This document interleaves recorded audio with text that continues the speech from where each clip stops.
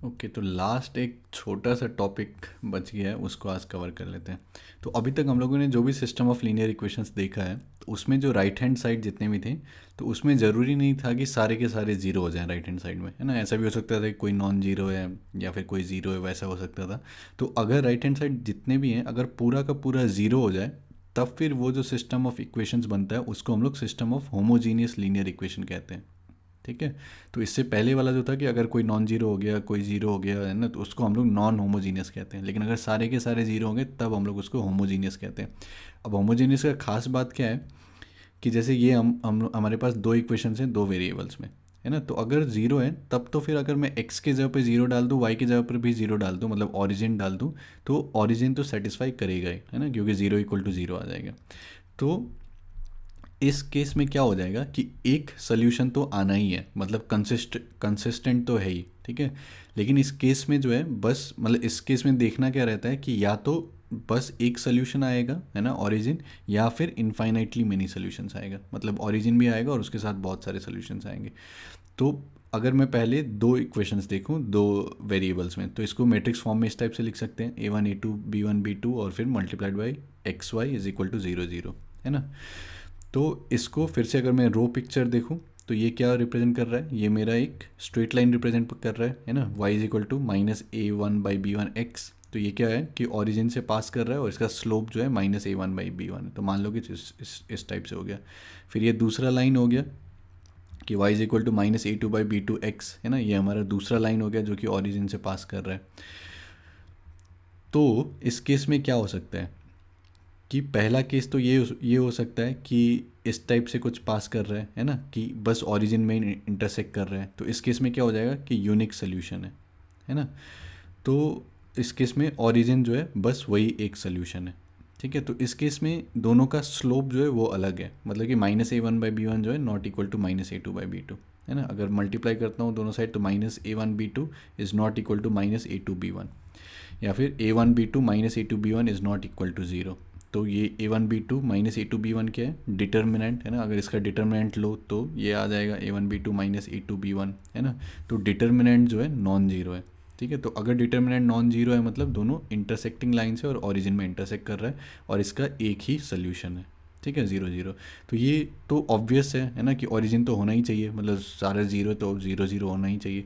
तो इसको जो है ट्रिवियल सोल्यूशन कहते हैं, मतलब कि बहुत ही ट्रिवियल सी चीज़ है, ठीक है, मतलब कि ये तो होना ही है ना। तो वैसे चीज़ों को ट्रिवियल कहते हैं, ठीक है, कि मेरा ये कोर्स तो बहुत अच्छा होना ही है ना, तो वो ट्रिवियल चीज़ है। तो ऐसे ही ये वाला जो चीज़ है ये ट्रिवियल चीज़ है कि ओरिजिन से तो पास करेगा ही, तो एक सोल्यूशन है बस, यूनिक सोल्यूशन, तो इसको हम लोग ट्रिवियल सोल्यूशन कहते हैं।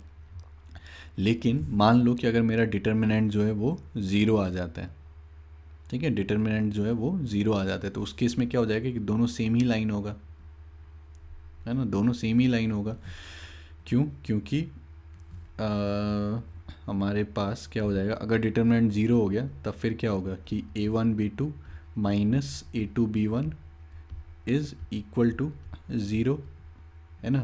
तो इस केस में हम लोग क्या लिख सकते हैं कि A1B2 is equal to A2B1, है ना। और फिर यहाँ पर B1 को इस साइड ले आओ तो A1/B1 is equal to A2/B2, तो ये दोनों इक्वल हो गया, मतलब दोनों सेम ही लाइन लिखा हुआ है, ठीक है। तो अगर तो अब फिर वो लाइन पर जितने भी पॉइंट्स लाई करेंगे वो सारे के सारे सोल्यूशन हो जाएंगे, है ना, जितने भी यहाँ पर लाई करेंगे।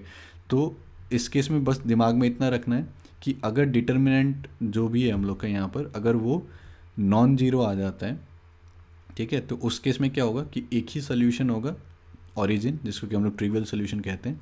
और फिर अगर डिटर्मिनेंट जो है ज़ीरो आ जाता है तब फिर उस केस में इन्फाइनाइटली मेनी सोल्यूशंस हो जाता है, या फिर उसको हम लोग नॉन ट्रिवियल सोल्यूशन कहेंगे, है ना। कि ओरिजिन बस आएगा तब फिर हम लोग उसको ट्रिवियल कहेंगे, ओरिजिन के अलावा कुछ आ गया, इन्फाइनाइटली मेनी सोल्यूशंस हो गए, तब फिर हम उसको नॉन ट्रिवियल सोल्यूशन कहेंगे, ठीक है। अब सेम चीज़ अगर हमारे पास तीन इक्वेशंस हैं, तीन वेरिएबल्स हैं, है ना, तो एक्स वाई जेड तीन में है, तो इस केस में क्या हो जाएगा कि राइट हैंड साइड जो है वो ये पूरा ज़ीरो ज़ीरो ज़ीरो, तो मैट्रिक्स फॉर्म में लिखेंगे तो इस टाइप से आएगा A1 A2 A3 B1 B2 B3 C1 C2 C3 XYZ equal to zero zero zero, ठीक है। तो इस केस में ये हमारा मैट्रिक्स हो गया, है ना, ए। तो अगर ये नॉन ज़ीरो है, ठीक है, अगर ये नॉन ज़ीरो है तो ऑरिजिन तो सोल्यूशन होगा ही, है ना, 0 0 0 डाल दो तो वो तो सोल्यूशन होगा ही। लेकिन अगर डिटर्मिनेंट नॉन जीरो है तो बस यही सोल्यूशन होगा। तो उस केस में कुछ इस टाइप से हो रहा होगा कि यहाँ से जा रहा है, यहाँ से जा रहा है प्लेन, और यहाँ पर इंटरसेक्ट कर रहा है, तो ये हमारा ऑरिजिन हो गया। ठीक है, तो ये जो है ये हमारा ट्रिवियल सोल्यूशन हो गया कि ऑरिजिन तो होना ही है और बस ऑरिजिन सोल्यूशन है। ठीक है, लेकिन अगर डिटर्मिनेंट जो है ज़ीरो हो जाता है तब फिर उस केस में क्या हो जाएगा, इनफाइनाइटली मेनी सोल्यूशन या फिर नॉन ट्रिवियल सोल्यूशन। ठीक है, तो इस होमोजीनियस के लिए बस इतना ही दिमाग में रखना है कि अगर डिटर्मिनेंट नॉन जीरो हो जाता है तब फिर ट्रिवियल सोल्यूशन बस ओरिजिन रहेगा, और फिर अगर नॉन ट्रिवियल सोल्यूशन चाहिए तब फिर जो डिटर्मिनेंट है वो ज़ीरो होना पड़ेगा, है, तब फिर इनफाइनाइटली मेनी सोल्यूशन हो जाएगा। तो उस केस में हो क्या रहा होगा कि एक प्लेन कुछ इस टाइप से, दूसरा प्लेन इस टाइप से कट कर रहा है, और फिर जो भी इंटरसेक्टिंग है ना, ओरिजिन इधर कहीं लाई कर रहा होगा, और फिर प्लेन जो है यहीं से पास कर रहा है तीसरा भी। ठीक है, तो इस टाइप से जो है हम लोग सोच सकते हैं। ठीक है, तो काफ़ी सिंपल सा स्ट्रेट फॉरवर्ड सा था कि मतलब होमोजीनियस में क्या करना है कि ये जो भी मैट्रिक्स ए बनेगा कोएफिशिएंट्स का, है ना, अगर हम लोग ए लिखते हैं उसका, तो उसका डिटर्मिनेंट निकालो। अगर ये नॉट इक्वल टू ज़ीरो आ जाता है तब फिर क्या होगा, तब फिर बस हमारा ट्रिवियल सोल्यूशन होगा, है ना, तब फिर बस हमारा ओरिजिन सोल्यूशन होगा, तो उसको जो है हम लोग ट्रिवियल सोल्यूशन कहेंगे 0 0 0। ठीक है, लेकिन अगर ये डिटर्मिनेंट जो है ये ज़ीरो आ जाता है तब फिर इनफाइनाइटली मैनी सोल्यूशन आ जाएगा, या फिर हम लोग क्या कहेंगे उस केस में कि हमारे पास नॉन ट्रिवियल सोल्यूशन आ गया।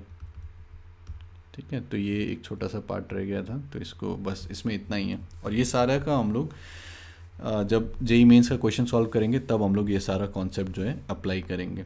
ठीक है, तो काफ़ी डिटेल में हम लोगों ने ये मैट्रिसेस एंड डिटरमिनेंट का चैप्टर कवर कर लिया, और आई होप आप लोग को मज़ा आया होगा। और ये चैप्टर बहुत इंपॉर्टेंट है अप्लाइड मैथमेटिक्स के पॉइंट ऑफ व्यू से। ठीक है, कि आजकल के दुनिया में जो मशीन लर्निंग, एआई वगैरह ये सब में मैथ अप्लाई होता है तो मोस्टली वो लीनियर अलजेब्रा है। ठीक है, तो कंप्यूटर में जब भी आप काम करना चाहोगे तो आपको इसी मैट्रिक्स फॉर्म में, है ना, लीनियर अलजेब्रा के फॉर्म में ही काम करना पड़ेगा।